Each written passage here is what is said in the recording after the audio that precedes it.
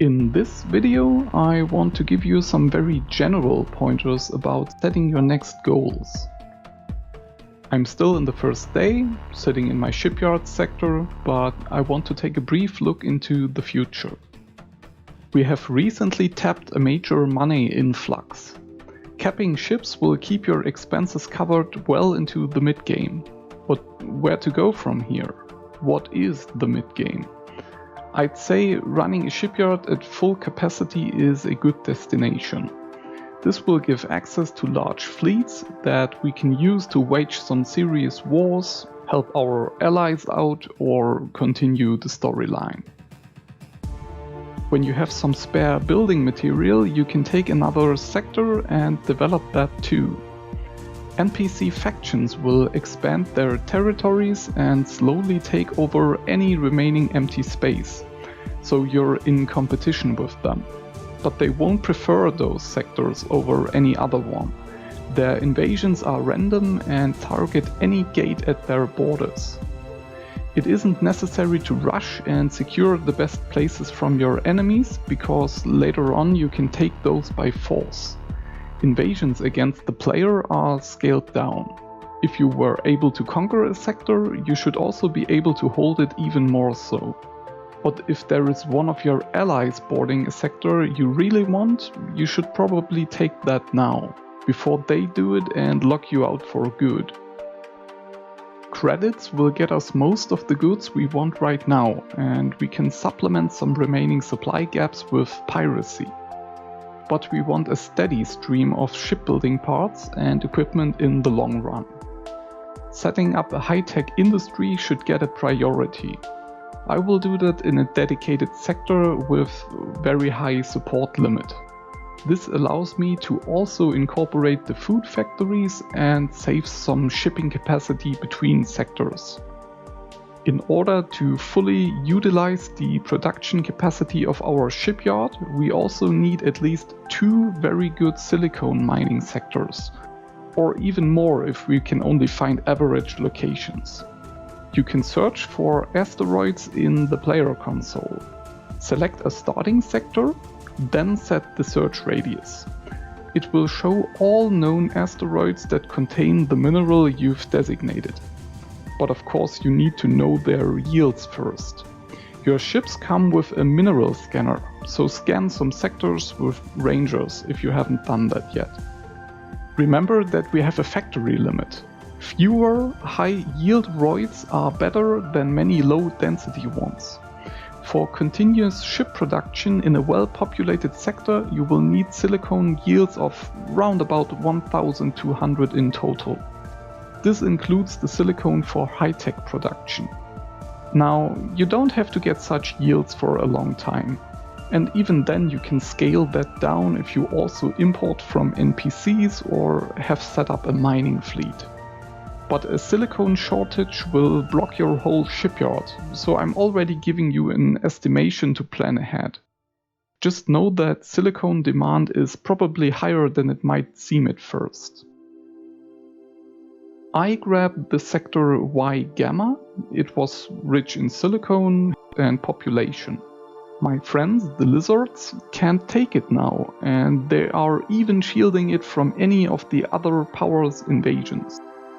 Their homeworld, Yanamus Zura, is a so-called safe sector. Every faction has one of them. They cannot be taken over or targeted by NPC invasions. It's a technical limitation of the engine that doesn't allow for factions being wiped out. But you can vassalize a faction that has been beaten into submission. They will stop growing at this point, and this will effectively take them out of the game. Pirate raiding parties will still pay the occasional visit though, especially since Teladi's sector security is so lenient with them.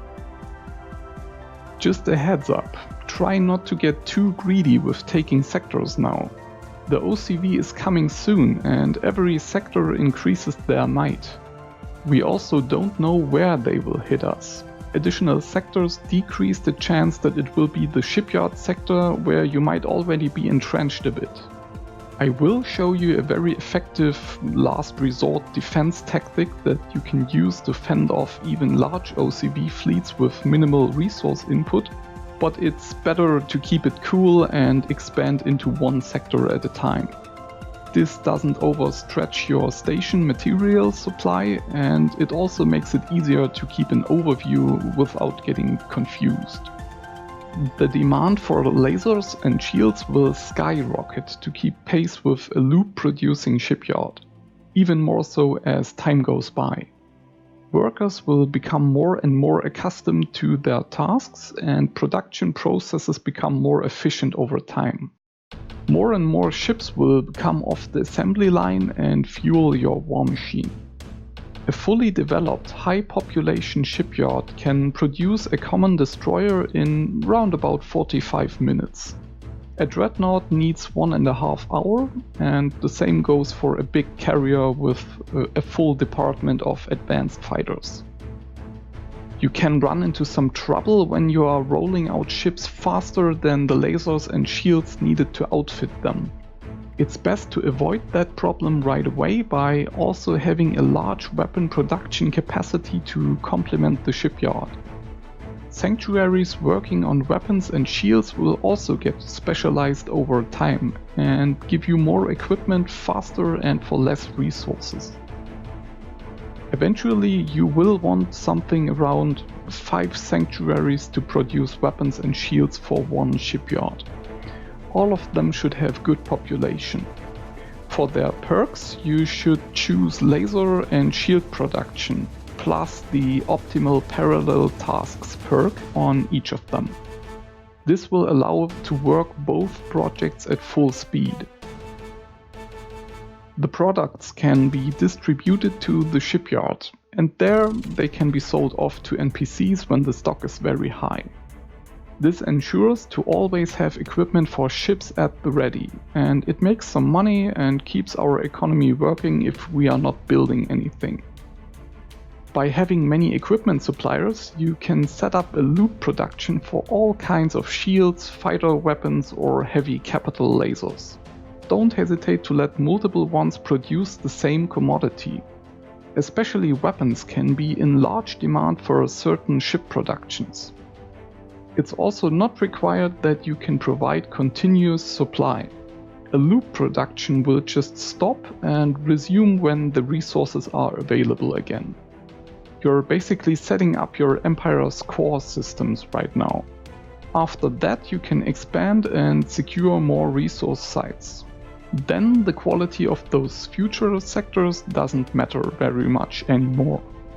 In my game, this early expansion wave into 5 additional high population sectors took place from day 2 to day 4, just to illustrate that this can be a lengthy process.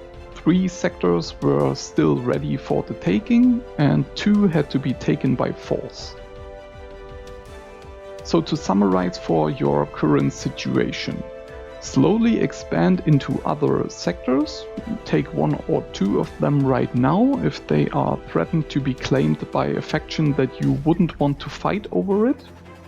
You will need at least 2 good silicone mining sectors. They are not that common and should be secured soon if your allies have a border with them.